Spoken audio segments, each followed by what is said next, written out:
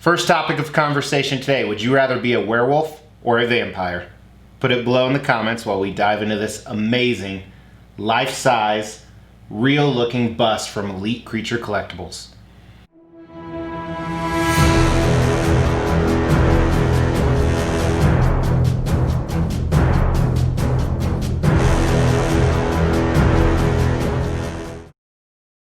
You've tuned into the Extreme Channel. Mr. X, Lycan from Underworld. And today we're going to take an in-depth look at this crazy, crazy piece. Why am I talking slow? Maybe I should fast forward this and speed it up for you guys. Sometimes it's because I say things without thinking about what I want to say. In the intro I said, would you rather be a vampire or a werewolf? I would rather be a werewolf. I've always wanted to be a werewolf or a Lycan. And I think the Underworld series makes some of the best werewolves out there. I mean, come on, if I was a werewolf and I was walking down the street and some guy had some silver whips, I could play it out like this.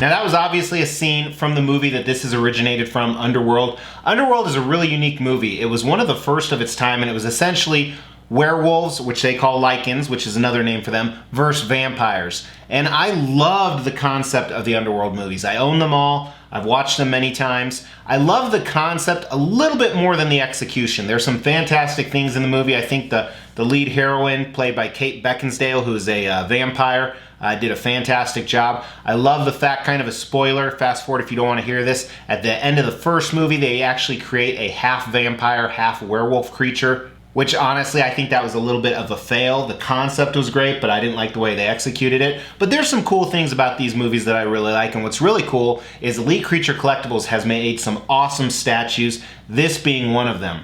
Some of the other pieces they made from the movie include this Marcus bust. This is one of the senior vampires. And I'm not a big fan of this bust piece, but it is pretty cool.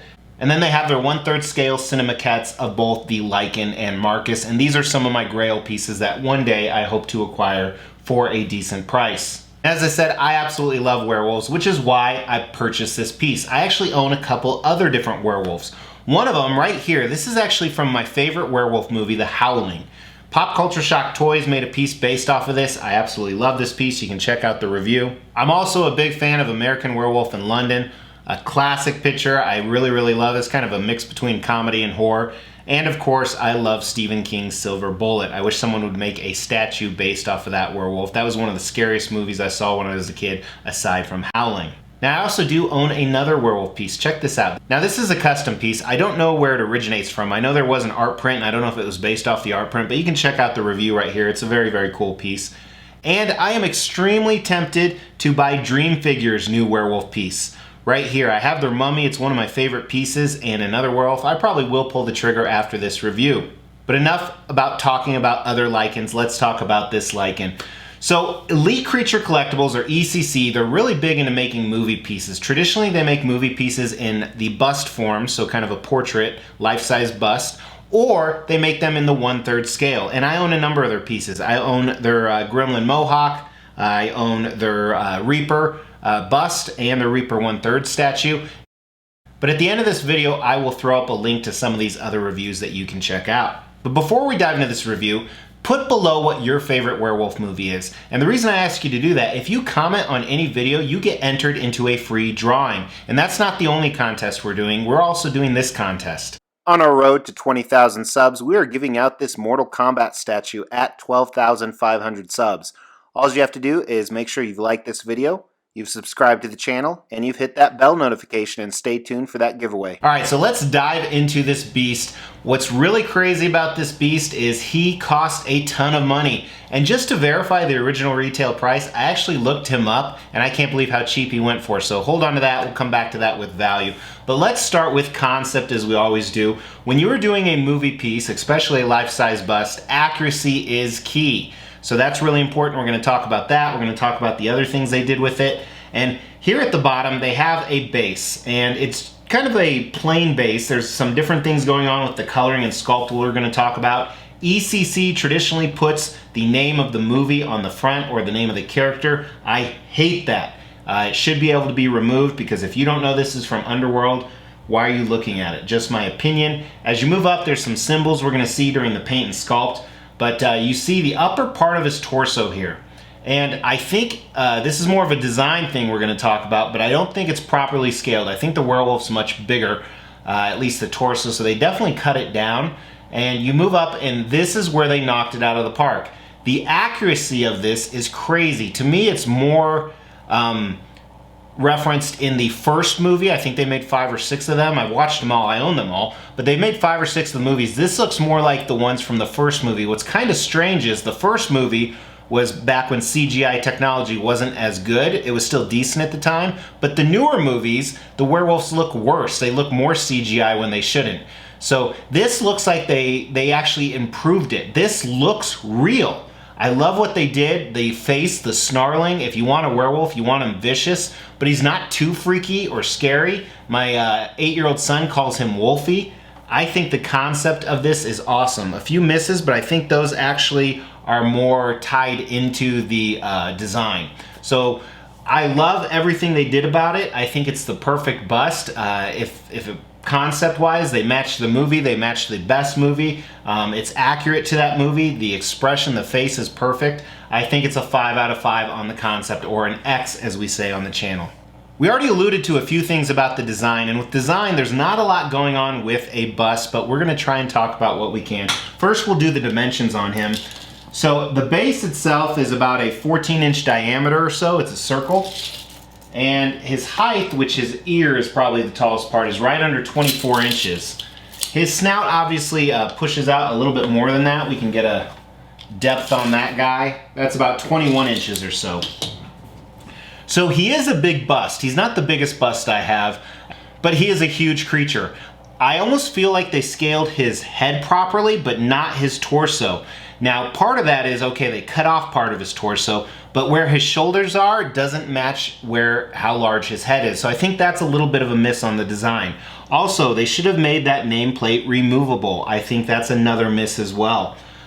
Regarding the rest of the design, this hair, they traditionally use real hair, which is what it is here, and I love it. I think it's done fantastically. Now, you can groom it and style it, but he's a werewolf. I don't know too many werewolves other than Teen Wolf who actually styles and grooms their own hair. So I kind of leave it all over the place, sometimes brush it back, but I don't really spend too much time on it.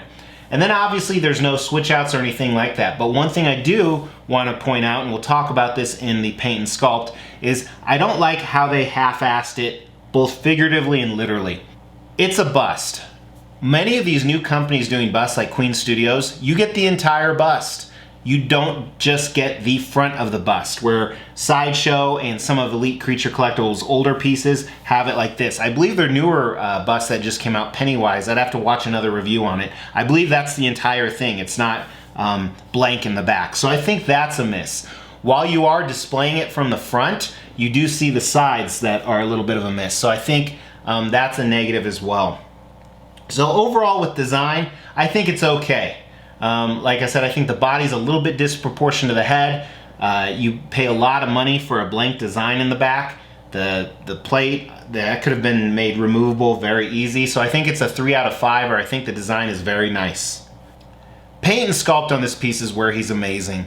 So they made 500 of these, and you can get one if you're lucky for about $2,200, $2,300. That is lucky. But I see them go from $2,500 to $3,000 all the time. The original retail price on this was $1,250, which is unbelievable. You do not find a bust, especially a bust in this quality, go for under $2,000 retail anywhere in the world nowadays. So I think ECC actually priced it too low to start with. And this still holds its value because it is probably the best werewolf bust I've ever seen. Granted, I haven't seen a lot. But we're going to dive into the paint and sculpt, and that is a lot of the reason that it is amazing. And one of the things as you look at it, if you look close at this, I'm going to talk about this, it's not amazing, it's good. But from 6 inches back, or 12 inches to 18 inches back, it's amazing. So check it out. So I really like what they did with the base. You kind of have these rustic colors, both the bronze type coppers mixed in with the, I want to say brown. It's more brown than anything else. And I'm not a big fan, as you guys know, of having that symbol, as I said earlier. But it's nice they have it. And then up here, you have kind of some symbols sculpted into there. Mine has a little bit of damage, as you see, but nothing you can't get over. I actually never noticed that till now. And it's very simple. There's not really a lot going on, but I think what they did with the colors makes it transition in contrast from the rest of the piece. So as we move up the rest of the piece, it has your traditional black non-detailed base. And I think this is where ECC could really use some work. While clearly this isn't seen, you do see part of the side sometimes. And I think this is just a complete waste. And when you're charging $2,000 to $3,000, you should have it completely sculpted like a lot of the newer companies are, whether you see it or not. And you typically see that in statues as well. Really quick, I want to look at his hair. It does appear to be real hair. It appears to be real hair with a mix of black and grays in there. And it's kind of all over, and you don't really want to sculpt it or style it too much because this guy is not that well groomed. But as you move across, one of the things you're going to see is you see these skin striations all throughout. It's colors of black and brown just mixed in there. And I think it did a really good job on the werewolf. You really don't see it unless you're looking for it, as you see from backing up and moving back in. So up close, it really doesn't look the best. It looks kind of fake and cheap, and it is complete polystone, I believe. But from about 6 inches away is where it really starts to give that awesome detail and texture. And they did a decent job with the anatomy here. I would like to think that he would be a little bit bigger. That's what she said. But I almost think that might hurt the displayability. So let's start looking at his portrait, which is kind of the star of the show. Even starting at the ears, one thing they have that I kind of hate, they have hair coming out of the ears, but look at that. That is fantastically done. It has a little bit of a glistening moist effect, and they kind of faded the color on it to give it a little bit of a differentiation. That same striations in the skin throughout. Now take a look at his eyes. I believe these are glass eyes. I love the coloring on them. I think it's perfect. You almost can't see a pupil. It is on there. It's hard to tell in the light. There's a good shot of it. And I think that really adds to it. But even from the profile here, fantastic job. The mutton chops coming out. We'll look at his mouth in a second. But just a ton of detail. This does look real, and I think that's what's really important when you are looking at a life-size bust, is does it look real? And as we talked about, I think the expression is perfect. This is one of those pieces from the side, it looks great from the front, but as you move in, I like the musculature they have around his mouth. It really exemplifies kind of the Lycan canine aspect of it. And then even check out from the snout right here. And the mouth doesn't jut out too much, but take a look at the inside of the mouth. This is the star of the show, not only the teeth, but the tongue. They have kind of a moist glistening effect, the colorization that they used. This looks really, really good.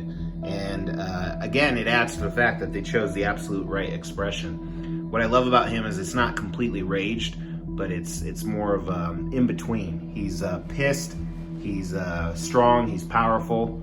So I think they just did a great job. Again, even from this view right here, it just looks so real. And I think that's an attribute to the paint and the sculpt.